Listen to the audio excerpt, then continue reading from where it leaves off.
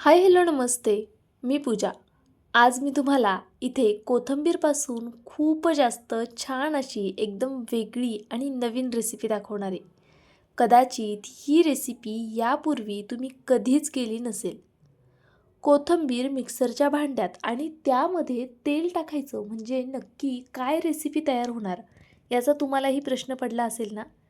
यापूर्वी कधी तुम्ही कोथिंबीरमध्ये अशा पद्धतीने तेल टाकून पाहिलं आहे का हो? ही रेसिपी एकदा कराल ना तर खात्रीने सांगतीये, अगदी आठवड्यातनं 4-5 वेळासुद्धा नक्कीच ही रेसिपी कराल. मुलांच्या टिफिनसाठी सुद्धा ही करायला खूप जास्त सोपी आहे, अगदी झटपट होणारी आहे. या रेसिपीसाठी मी मूठभर कोथिंबीर घेतलेली आहे. ती स्वच्छ पाण्याने धुवून घेतली. त्यानंतरनं ती मिक्सरच्या भांड्यात घातली आणि यामध्ये फक्त 1 चमचा आपलं खायचं तेल घातलेलं आहे. जे काही कोणतं तुम्ही तेल वापरत असाल ते तेल इथे 1च चमचा घालायचे. नॉर्मल तेल आहे, गरम वगैरे करून घालण्याची गरज नाही आहे. त्यानंतरनं तिखटानुसार मिरची घालायची आहे. इथे मी 4 हिरव्या मिरच्या घातलेल्या. आता आपण हे छान असं थोडंसं पाणी घालून वाटून घ्यायचे. पहा अगदी व्यवस्थित असं मी हे वाटून घेतलं.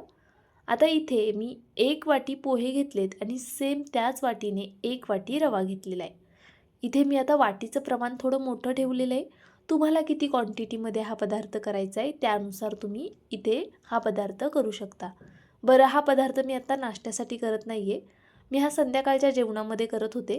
त्यामुळे मी इथे वाट्यांचं प्रमाण मोठं ठेवलेलं आहे. 2 जणांसाठी मी ही रेसिपी तयार करते आहे. खरं तर या रेसिपीमध्ये 3 जणंसुद्धा आरामात पोटभर जेवतील. तर पहा, इथे काय करायचे आपल्याला, हे पोहे 2 ते 3 पाण्याने छान स्वच्छ धुवून घ्यायचेत. पोहे आधी मी चाळून घेतलेले आहेत, त्यानंतरनं निवडून घेतलेले आहेत. त्यानंतरनं हे आपल्याला स्वच्छ पाण्याने धुवून घ्यायचे आहेत. 3-4 पाण्याने पोहे धुतले म्हणजे ते स्वच्छ निघतात. त्याला बऱ्यापैकी अशी डस्ट वगैरे असते बघा, त्यामुळे शक्यतो पोहे छान असे धुवूनच घ्यायचे.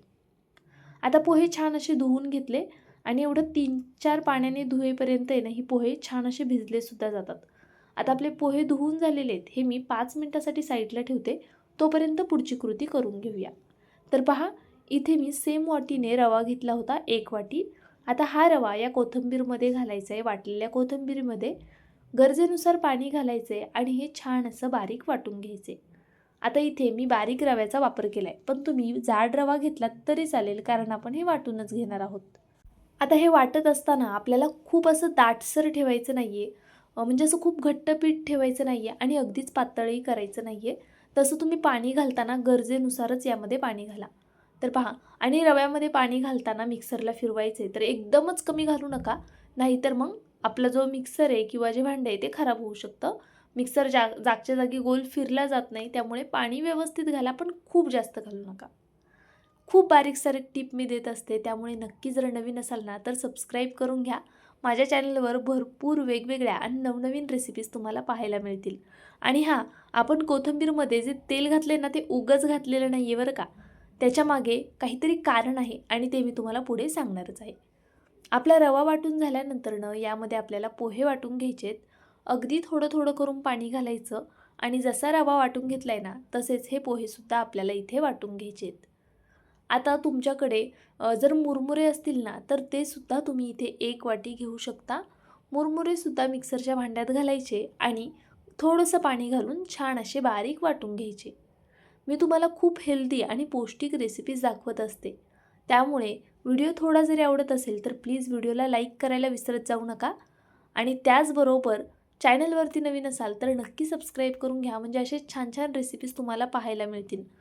भरपूर अशा रेसिपीज मी आपल्या चॅनलवरती अपलोड करत असते. सणासुदीला करू शकता, उपवास सोडायला काय करू शकता, उपवास असेल तर वेगवेगळे पदार्थ अपलोड केलेले आहेत. त्याचबरोबर पाहुणे आल्यावरती काय करायचं, पनीर खाऊन कंटाळा आला आहे तर कोणत्या रेसिपी करू शकता, अशा भरपूर रेसिपीज आपल्या चॅनलवरती आहेत. नक्की जाऊन पहा. तर पहा, इथे मी आता गरजेनुसार थोडंसं पाणी घालून घेतलं आणि चवीनुसार मीठ घालून घेतलं.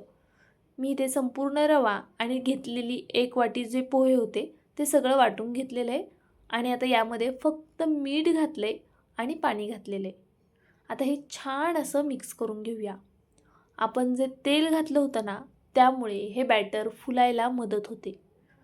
मी तुम्हाला खात्रीने सांगते तुम्हाला यामध्ये कोणत्याही प्रकारचा सोडा, इनो घालण्याची अजिबात गरज पडणार नाही.